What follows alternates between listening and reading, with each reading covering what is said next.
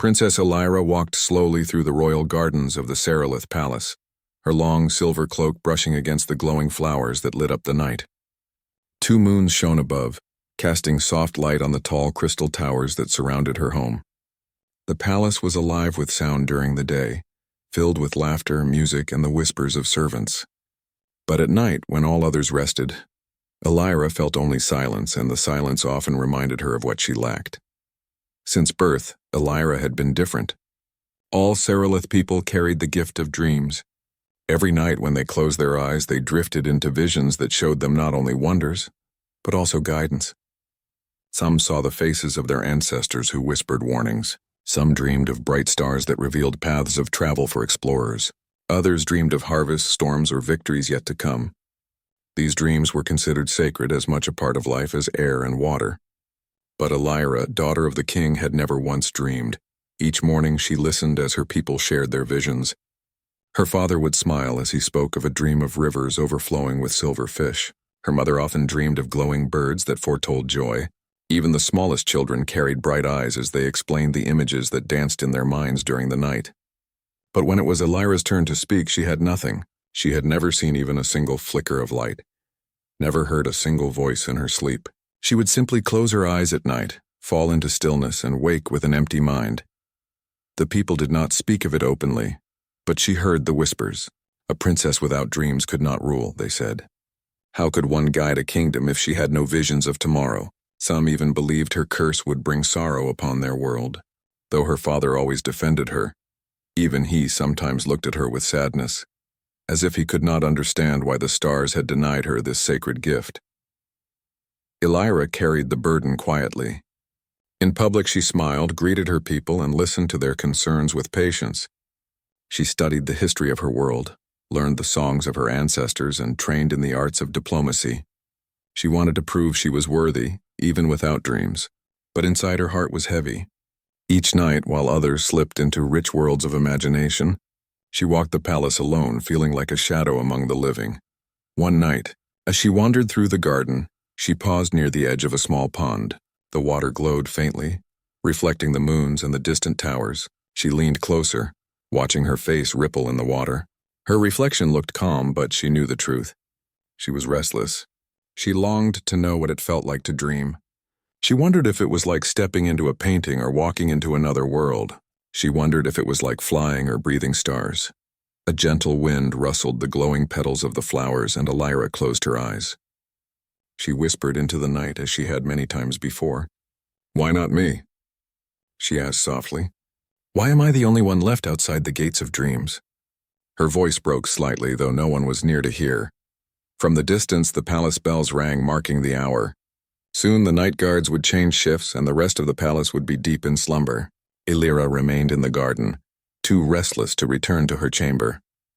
She walked the path lined with crystal lanterns, remembering how the elders once told her she might gain her dreams as she grew older.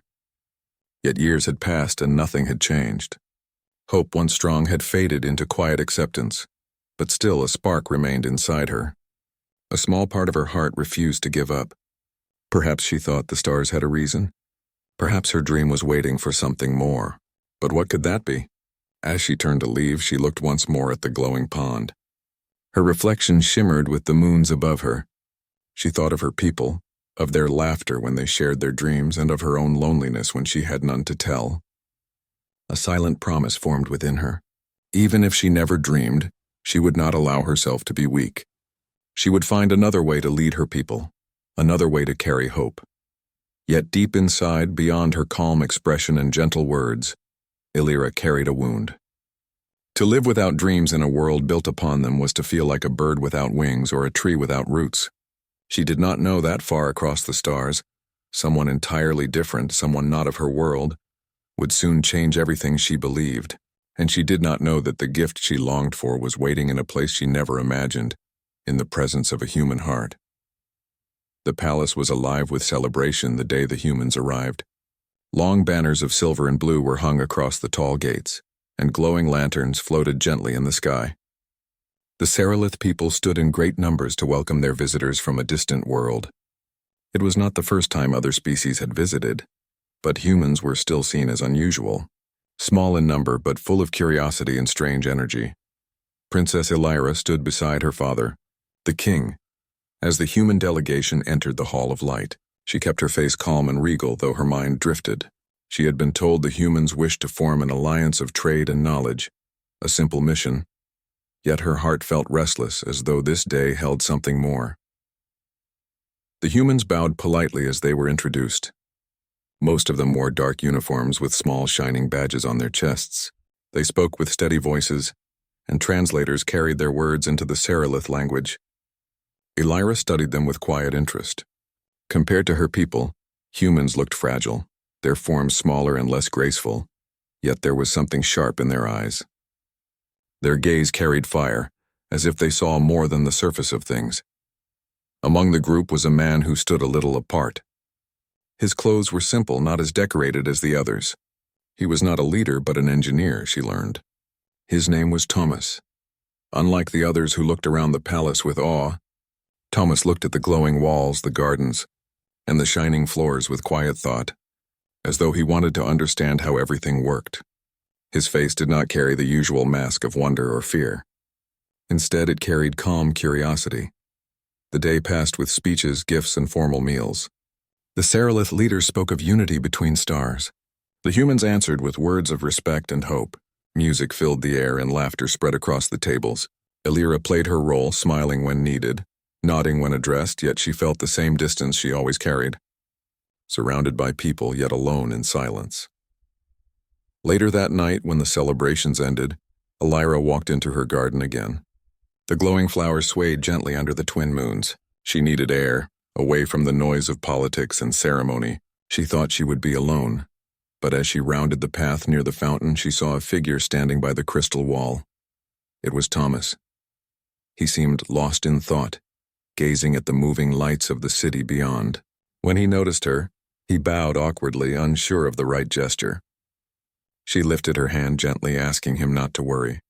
"You may stay," she said softly. For a moment they stood in silence. Then Thomas spoke, his voice quiet but clear. "Your city, it glows as if the stars themselves live here. I have never seen such beauty." Elira looked at him with surprise. Most visitors praised her people loudly, their words polished and heavy. But Thomas spoke simply, almost like a child who saw things with fresh eyes. She found herself smiling without forcing it. "You see it differently than others," she said. "Most speak of wealth or power when they come here. You speak only of beauty." Thomas shrugged lightly. "On my world, beauty is what keeps us alive. Machines break, walls fall, but beauty stays in memory. It gives us strength to continue." His words lingered in her heart. She had never heard anyone speak of beauty as strength. She asked him about his work, and he explained that he built machines for travel and repair. He spoke of engines, of tools, of the sound of metal under his hands. His passion was not in fine words, but in the simple joy of creating. Elira listened carefully. For the first time in many days, she felt the silence inside her ease. She realized she was not pretending to care. She truly wanted to know what he thought, how he saw the world. She told him of her garden, how every flower held light from the moons, and how their glow was said to be fragments of dreams. Her voice softened as she admitted, "But I have never dreamed myself." Thomas turned to her, his eyes thoughtful. "Never?" he asked. She shook her head slowly. "Not once," his brow furrowed. "Strange. For us, dreams come every night. Sometimes they are nonsense, but sometimes they carry meaning. They can frighten us, or they can give us hope. Without them, I cannot imagine what it would be like." Elira felt the weight of his words, but instead of pity, his voice carried wonder. He did not look at her as if she were broken. He looked at her as if she were a mystery waiting to be understood. "I wonder what it feels like," she said softly, "to close your eyes and walk in another world, to see things that do not exist yet feel real." Thomas smiled faintly. "It feels like stepping into a story that belongs to you alone. Sometimes bright, sometimes strange, but always yours." His simple answer touched her more than she expected. The garden was silent except for the gentle sound of the fountain. For the first time in a long while, Elira felt she was not standing outside of life. Speaking with Thomas was like opening a door she had never known existed. That night, as she returned to her chamber, her thoughts carried his words. She did not know why, but she felt lighter, as if the silence in her heart had shifted. She did not yet realize that this small moment in the garden was the beginning of a change greater than she had ever dreamed. If only she could dream. Palace grew quiet after the humans settled into their guest chambers. The halls that had been full of voices during the day now echoed softly with silence. Princess Illyra found herself walking once again toward the garden. Her heart carried questions that would not rest. She had spoken with Thomas only briefly, yet his words had lingered in her mind. Dreams, he had said, were like stories that belonged to each person alone. The thought filled her with both wonder and sadness. When she entered the garden, she was surprised to see Thomas already there. He was sitting near the fountain, turning a small metal tool in his hands as though to calm his thoughts. He looked up when she approached and gave a polite nod. "I hope I am not intruding," he said. "You are not," Illyra answered gently. "This is a place for quiet and you seem to respect it." They sat together in silence for a time, the sound of the water between them. Finally, Illyra spoke. "Earlier you said dreams give strength. On my world, they give guidance as well. My people believe their dreams are sacred messages, yet I have never dreamed. Do you think that makes me less?" Thomas looked at her with surprise, then shook his head. "No, you are not less. You are different. Sometimes difference brings pain, but it also brings new paths." Illyra's eyes lowered to the glowing flowers at her side. "The council fears my difference. They say a princess without dreams cannot rule. I have studied, I have trained, but in their eyes nothing can replace the visions of sleep." Thomas leaned forward slightly, his voice quiet but steady. "On my world, leaders are not chosen by dreams. They are chosen by what they do while awake. Maybe your people hold too tightly to what happens when the eyes are closed." His words felt like fresh wind against her heart. She had always believed her lack of dreams was a weakness, yet Thomas spoke as if it were only one part of her, not her whole. "Tell me," she said after a pause. "What do humans dream about?" Thomas thought for a moment, then smiled faintly. "Anything. Sometimes nonsense like flying machines made of feathers or oceans in the sky. Sometimes memories like seeing a lost friend. Sometimes fears, shadows that chase us. And sometimes hope, things we want but have not yet found. Dreams can be small or grand, but they always carry feeling." Illyra listened with wide eyes. She imagined these strange visions, worlds that changed shape, memories that returned, fears that became real only to fade again. It sounded frightening and beautiful all at once. "I wish I could see even one," she whispered, "just once to know what it feels like." Thomas studied her face, then spoke with gentle honesty. "Maybe you have not dreamed yet because your story is waiting for the right moment to begin. Some doors do not open until someone else stands beside them." His words struck something deep within her. She had never heard such a thought before. All her life, she had believed her chance at dreams was stolen forever. But Thomas spoke as if it might still come, as if she were not cursed but waiting. They continued to talk as the night stretched on. Illyra asked him about his homeworld, and he described green forests, vast oceans, and cities filled with voices. He told her how humans often shared their dreams with each other in the morning, laughing at the strange ones, wondering at the meaningful ones. Illyra thought it sounded like the life she longed for, to wake with a vision to share, to carry hope from night into day. At last the hour grew late, and the bells of the palace rang softly in the distance. Illyra rose, but before she left, she looked back at Thomas. "Thank you," she said. "For what?" he asked. "For not looking at me as if I am broken," she answered. He lowered his gaze, almost shy. "You are not broken, princess. You are searching, and sometimes searching is the strongest thing a person can do." Those words stayed with her as she returned to her chamber. She lay in her bed, staring at the ceiling, wishing with all her heart that tonight would be different. Yet as always, when she closed her eyes, there was only silence. No colors, no voices, no visions. Just the empty stillness she had known all her life. But though her sleep was dreamless, her heart was not as heavy as before. For the first time, she felt someone understood her pain. For the first time, she felt a spark of hope that maybe her story was not finished. She did not know that the simple human words she had heard would be the beginning of a change beyond anything she imagined. She did not know that the silence of her nights was about to break. And she did not know that the one sitting quietly beside her in the garden would become the key to the world of dreams she had always been denied. The days after the human arrival passed with calm at first. But the peace of the palace soon cracked. Rumors moved through the halls like hidden winds. Some of the council elders whispered that the princess's secret would one day harm the throne. They spoke quietly but sharply, saying that if Elira could not dream, she could not be trusted with the crown. Their words spread until even servants lowered their eyes when she passed. One evening, during a council meeting, the whispers grew into open challenge. The elder named Soren stood tall before the king and queen. "We respect your daughter," he said, "but our people cannot follow a leader who carries no visions. Dreams guide us through the future. Without them, she walks in darkness. What if her rule leads us into ruin?" The room fell into silence. Elira felt the weight of every eye upon her. Her father, strong and steady, rose to defend her. "My daughter has wisdom and heart. A ruler is not shaped only by dreams. She has studied, she has listened, and she has cared for our people. That is enough." But Soran's words still cut deep, and others nodded in agreement.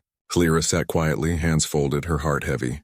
She wanted to speak, but she feared her voice would break. Later that night, she retreated to her chamber, her steps slow, her chest tight. Alone in the soft glow of the lanterns, she sat on her bed, trying to hold back the sorrow rising inside her. The truth of their words echoed in her mind. She had no dreams to offer her people, no visions to guide them. Perhaps they were right. Perhaps she was not meant to rule. A knock came at the door. It was Thomas. His voice was quiet. "Princess, may I enter?" She hesitated, then answered softly, "Yes." He stepped inside, his face carrying concern but also calmness. "I heard what happened in the council," he said. "I thought you might not wish to be alone." Elira looked at him, her eyes weary. "Alone is all I have ever been," she whispered.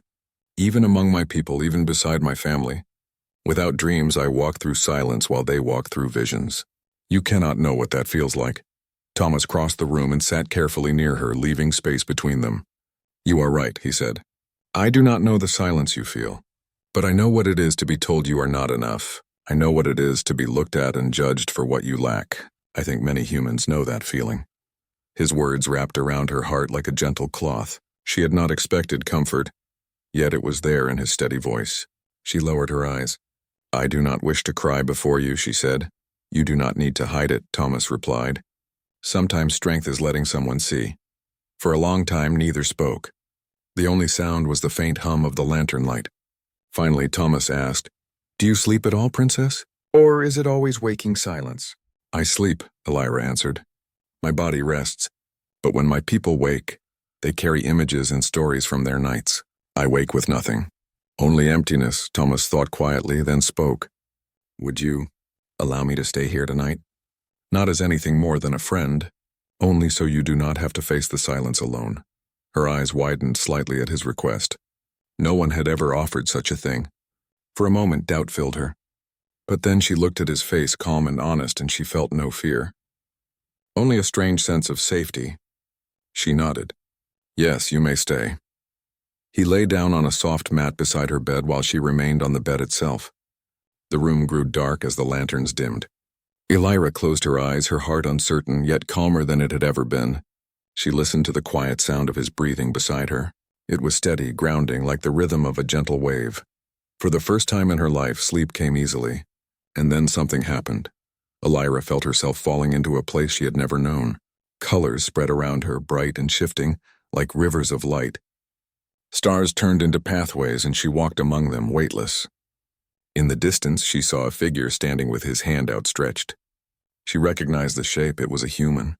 It was Thomas. Together they walked across the bridge of stars, and laughter filled the air, soft and pure. When she awoke, tears filled her eyes. She sat up quickly, pressing her hands to her face. Her heart raced. She had dreamed. For the first time in her life, she had seen a vision. Beside her, Thomas stirred and opened his eyes. "Princess? Are you all right?" Elira turned toward him, her voice trembling but filled with wonder. "I dreamed," she whispered. "I dreamed, Thomas. For the first time I saw it, I felt it. I walked through stars." Her words carried the sound of both joy and disbelief. "In that, Mom?" And the silence that had followed her all her life was broken, and though she did not yet understand why, she knew it was because he had been there, beside her in the dark. When the morning light entered the princess's chamber, Elira was already awake, sitting near the window with her hands pressed together as if in prayer. Her eyes shone with tears, not of sadness but of wonder. All night she had replayed the vision in her mind, the shining stars, the endless paths of light, and the human figure who had walked beside her. After years of emptiness, she had finally stepped into the world of dreams. She turned toward Thomas, who had risen from his mat. His movements were quiet, as though he feared breaking the fragile air of the moment. He met her gaze with calm curiosity. "You dreamed again?" he asked gently. Elira nodded. "Yes, it was not only light. I felt. It was as if the universe itself welcomed me. And you were there." Thomas looked surprised but did not speak quickly. He seemed to think carefully before answering. "Perhaps your mind finally found the door. And maybe I was only a part of it because I was near. But what matters is, you dreamed." Her heart swelled with gratitude. "You do not understand," she said. "For my people, dreams are sacred. They carry meaning, not just images. To dream for the first time is like being given a second life. I thought I was lost forever. And yet because you stayed beside me, I found what I had longed for all my years." She rose and paced slowly, her cloak brushing the shining floor. "But I cannot tell the council yet. If they learn I dreamed only when a human was near, they will not believe. Some will call it a trick, others will call it dangerous." Thomas folded his arms, his voice steady. "Then keep it for yourself until you are ready. A dream is personal before it is public. Let it belong to you first." His words brought her comfort. She sat again, her face turned toward the twin moons fading into the pale sky. For the first time she felt a piece of the emptiness inside her had been filled. Later that day, Elira joined her family for the morning meal. Her father asked, as always, "What did you dream, my daughter?" Her chest tightened. She could not speak of Thomas, nor of the hand that guided her across the stars. Yet she did not want to lie completely, so she said softly, "I dreamed of walking through light. It was warm, and it showed me paths I had never seen before." Her mother's eyes widened with joy, and her father placed a hand over hers. At last, he whispered, "The stars have blessed you." The news spread quickly. Servants carried the word, and soon the palace filled with voices of amazement. For years, their princess had been without dreams, and now she had joined the sacred circle. Some rejoiced, bowing deeply when she passed. Others whispered doubts. Why had the gift come so late, and why had it come now after humans had arrived? The timing unsettled them. That night, when the halls grew quiet, Elira returned to her chamber. Thomas was waiting near the window, looking out at the city below. She walked to him, her step soft. "They know I have dreamed," she said. He turned to her. "And how do you feel?" "I feel alive," she answered. "But I also feel fear. They expect my dreams to carry meaning, to guide the kingdom. Yet I do not know what my vision meant. I only know that I walked beside you." Thomas lowered his gaze. "Perhaps the meaning is not for the council to decide. Perhaps it is for you. Sometimes a dream shows not the future of a kingdom, but the truth of the heart." His words lingered in her mind. She had always believed dreams were messages from beyond, given for the sake of her people. Could it be that her dream was also for herself? For her own longing, her own search for belonging? That night, when sleep claimed her again, the visions returned. She saw vast oceans of light and towers that touched the sky. She heard laughter, soft and familiar, and again Thomas walked beside her. She did not understand why, but his presence was constant, steady, like the stars themselves. In the morning, she felt stronger. She began to notice something new. When she stood before her people, her words carried more weight. The knowledge that she had dreamed gave her confidence she had never felt before. Even those who had doubted her looked at her differently, though their eyes still held questions. One evening, she gathered the courage to share her dream with her father and mother in more detail. "I saw myself walking among stars," she said. "I was not alone. There was someone with me. We walked hand in hand, and the path grew brighter with each step." Her mother clasped her hands together in delight. "A sign of unity," she exclaimed. "It shows you will not rule in isolation. You will bring others into the light with you." Her father nodded slowly, though his eyes were thoughtful. "Yes, it is a vision of joining paths, but we must understand it carefully. Some will question who walked with you." Elira kept her secret close, knowing she could not yet reveal that the figure was a human. But inside, her heart burned with the knowledge that Thomas was more than just a visitor. He had become part of her inner world, part of the dream she had been denied for so long. She began to wonder if the meaning of her dream was not simply unity of her people, but unity between worlds. Perhaps the stars were telling her that her kingdom's future was not meant to stand apart, but to walk beside others, just as she had walked beside Thomas in the dream. The thought frightened her, for she knew the council would resist such an idea, but it also gave her hope. For the first time, she saw her difference not as a curse, but as the key to something new. The palace grew brighter with every passing day, for the people believed their princess had finally joined the sacred circle of dreamers. Songs were sung in the city, lanterns were lit, and families spoke proudly of how the daughter of the king was now touched by the stars. Yet in the council hall, peace did not last. The elders gathered, their robes shining in the pale glow of the lanterns. Some smiled hopeful, but others frowned. Elder Soren, who had always doubted Elira, spoke with sharp words. The princess claims she dreams now, but what proof do we have? And even if she speaks truth, why has the gift come so late? Why now when humans walk among us? I fear her visions are no longer pure. Whispers filled the chamber. Some nodded in agreement, while others looked troubled. The king rose in defense, his voice firm. My daughter's dreams are no less sacred because of their timing. The stars choose their own moments. None of us can command when visions arrive. But the shadow of doubt remained. The council demanded that Elira share her dreams openly, to let them study their meaning. She stood before them, her hands steady though her heart raced. I dreamed of walking among stars, she said. I was not alone. Another walked beside me, and the light grew brighter with each step. Her words stirred the room. Elder Soren narrowed his eyes. Who walked with you, princess? Was it one of our people? Or was it a human? Elira hesitated. The silence stretched heavy around her. Finally, she answered carefully. The dream showed unity. It showed that the path ahead is not meant for one alone, but for two walking together. That is all I will say. Her refusal to name the figure in her dream unsettled the council. Some left the chamber murmuring that her visions were tainted, while others whispered that perhaps she carried wisdom they could not yet see. That night, Elira returned to her chamber, her heart torn. She found Thomas waiting in the garden, his face calm as always. When she told him what had happened, his brow furrowed. They fear what they do not understand, he said. On my world, too, people often reject what feels different. But difference is not weakness. Sometimes it is the path forward. Elira sighed, her voice low. They asked if it was a human beside me. I could not tell them the truth. If I speak it, they may turn against me. Yet if I hide it, I live in half-truth. Thomas looked at her gently. Only you can decide when to speak. But remember this. Your dream belongs to you before it belongs to anyone else. Do not let them take it away. His words filled her with warmth and fear both. She had begun to feel something she had never known before, a connection deeper than duty, deeper than silence. With Thomas near, her nights bloomed with visions and her heart carried light. Without him, she feared she would return to emptiness. The following days brought more unrest. Some citizens celebrated her visions, seeing them as a sign of renewal. Others whispered that the humans had changed her, that her dreams were no longer sacred but shaped by foreign presence. Elira walked among her people, hearing both joy and doubt. She carried herself with calm grace, but inside she felt the storm. One evening, the king called her to his chamber.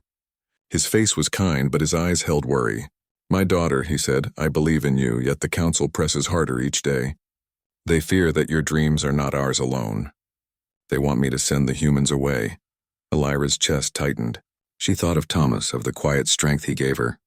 If the humans left, her dreams might vanish again, and with them her hope. But more than that, she feared losing the one who had walked beside her both in the garden and in the world of dreams. Father, she said softly, if I send them away, I send away a part of myself. My dreams came when he was near. I cannot deny that. But perhaps that is not weakness. Perhaps it is the key. The king looked at her with troubled eyes. The council will not see it that way. They see danger where you see hope. That night, Elira stood once more in the garden with Thomas. The moon shone brightly, casting silver light over the glowing flowers. She turned to him, her voice trembling but firm. I must choose. If I speak the truth, I may lose the throne. If I hide it, I betray my heart. But I cannot deny what I feel. You are part of my dreams, Thomas. Without you, they would not exist. Thomas met her gaze. his expression quiet but steady. Then trust your heart, princess. A throne means nothing if you cannot live in truth. If your people cannot accept the path you see, then perhaps they are not ready for the future waiting for them. Her chest ached with both fear and courage. For the first time, she realized her choice was not only about rule or tradition. It was about love, about the bond she had found in the most unlikely place. The council wanted her to turn away, but her dreams told her to walk forward with him beside her. And in that moment, under the twin moons, Elira knew her decision was clear. She would no longer live in silence. She would no longer hide. The dream she carried was not just for herself, but for her people. A dream of unity, of walking hand in hand with those from beyond the stars. The day of the great gathering arrived when the princess would stand before her people and share her vision. The council had called for it, the citizens demanded it, and even the king knew it could no longer be delayed. The Hall of Stars, where the rulers of the Serelith gave their words to the people, was filled with thousands of glowing lanterns. The light shimmered on the marble walls as if the stars themselves had come down to listen. Elira walked through the long corridor, her gown flowing like silver water. Her heart beat quickly, yet her steps were steady. Beside her walked Thomas, though he would not stand on the stage. He had promised only to watch from the shadows, giving her courage with his presence. When she entered the hall, silence spread like a wave. The elders sat at the high seats, their eyes sharp and expectant. The citizens filled every corner, waiting for her words. The weight of generations pressed down on her, but she lifted her head and faced them. "My people," she began, her voice clear. "You know my story. You know that for many years I slept without dreams, while all of you walked among visions. You called me cursed, and I believed it. I feared that I would never belong, that I could never lead you." Her words echoed softly through the vast chamber. Some bowed their heads ashamed, while others listened with doubt. "But then," she continued, "my nights changed. Dreams came to me for the first time. They were bright, filled with paths I had never seen, filled with light I had never known, and I was not alone in them." A murmur rose at her words. The elders leaned forward. Elder Soren's eyes narrowed like a hawk ready to strike. Elira did not hide now. Her voice grew stronger. "In those dreams I walked beside a human. And some of you will say this is wrong, that my visions are not pure. But I say this, dreams are not chains. They are bridges. They show us not what we are, but what we can become." The hall stirred with gasps and whispers. Some looked at the humans seated quietly at the back. Others exchanged uneasy glances. But Elira stood tall, her eyes shining with courage. "For too long we have believed that only our kind could carry the wisdom of the stars. But the stars are not ours alone. They shine for every soul, no matter what world they are born upon. My dreams taught me this. They showed me that our future is not meant to be walked alone, but together, hand in hand with those we once called strangers." Her voice softened, but it carried across the hall like music. "Do not fear what is new. Do not fear what is different. For I tell you this, the night I dreamed I felt whole. And it was not because I was less Serelith, but because I allowed my heart to open. The human beside me did not take away my spirit. He helped me find it. The silence that followed was heavy, but it was not empty. It was filled with thought, with wonder, with hearts struggling against old chains." Elder Soren rose, his voice sharp. "You ask us to trust in what is not ours. You ask us to change our ways for the word of one dream. How can we know this is truth and not weakness?" Elira turned to him calmly. "Because dreams are not measured by who appears in them, but by the light they leave behind. Since I dreamed, I have seen a vision of peace, of learning, of friendship across worlds. That is no weakness. That is strength greater than any weapon, greater than any wall." The crowd began to stir. Some cheered softly, some nodded, and some remained silent, unsure. The king stood then, his voice deep and steady.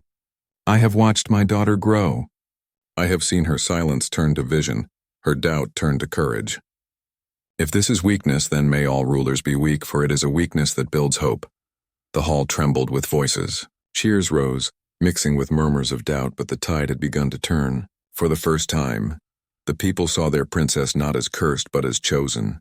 Her dreams were not a flaw. They were a gift that showed them a new path. Later that night, when the hall had emptied and the lanterns had dimmed, Elira walked once more in the garden with Thomas. The twin moons shone above, and the flowers glowed gently in the quiet air. "You spoke with courage," Thomas said softly. You gave them something they will never forget. Elira smiled, though her eyes glistened. I only spoke what my heart knew. They may resist, they may doubt, but the seed is planted. One day it will grow. Thomas looked at her with gentle pride. You are more than a princess now. You are a bridge. She turned her gaze to the sky, where countless stars stretched forever. No, she whispered, we are the bridge. Alone I was silent, but with you beside me I found my voice. And now my people will learn that dreams do not belong to one race or one world. They belong to all who dare to walk into the dark and hope for light. The two stood together under the moons, side by side, their shadows touching. And though the future was uncertain, Elira felt no fear. For the first time in her life, she knew she was not walking alone. She carried with her the strength of her people, the courage of her heart, and the bond of a human who had taught her to dream. And in the quiet of the night, a new story was born. A story that would be told for generations of how an alien princess who could not dream found her visions at last. Not in solitude, but in the simple truth of a human lying beside her in the dark.